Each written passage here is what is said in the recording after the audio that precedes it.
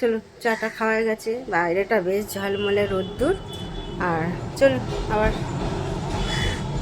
ফ্রিজটা না পরিষ্কার করতে হবে। ফ্রিজটা অনেক বরফ জমে যাচ্ছে আর কি, অনেক কাঁচা এত, মানে 2-3 দিন কাচিনি, অনেক জমে গেছে, সেগুলোকে কাচবো।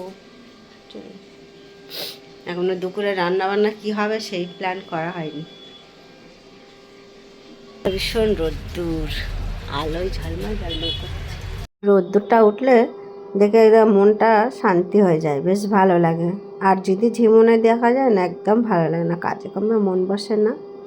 কালকে একটু বাইরে বেরিয়েছিলাম, গায়ে রোদটা লাগছিলো, বেশ দারুণ লাগছিলো। শীতকালের হালকা হালকা রোদ্দুর গায়ে লাগলে বেশ ভালো লাগে। চলুন, সকালের টিফিন বসিয়ে দিয়েছি। ছেলে খাবে মাখন পাউরুটি, ডিম সিদ্ধ, দুধ। আর আমি আজকে খাবো একটু ওটস খাবো। সকালবেলা সেরকমভাবে টিফিন ভারী করতে পারি না, আমি তো একদমই পারি না। কারণ সকালবেলায় আমি যদি একটু ভারী টিফিন করি না, আমার আর দুপুরবেলা খিদেই হয় না। এই জন্য আমি সকালে একটু হালকাই খাই।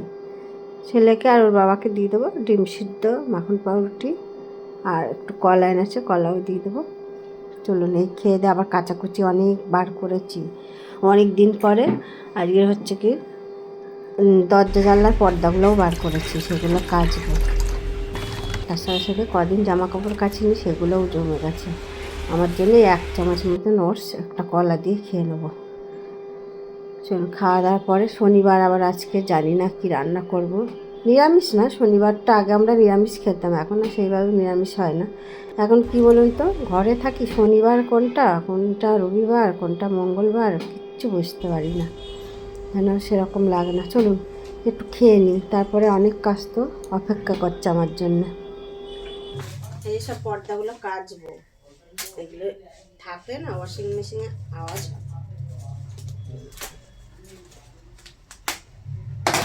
কদিন ঠান্ডা পড়েছে বলে আর জামা কাপড়ের দিকে অত কেয়ার করিনি, ভাবছি আচ্ছা থাক পরে হবে, কাচবো ওই বলে আর কি কদিন কাচাকুচিটা বন্ধ রেখেছিলাম।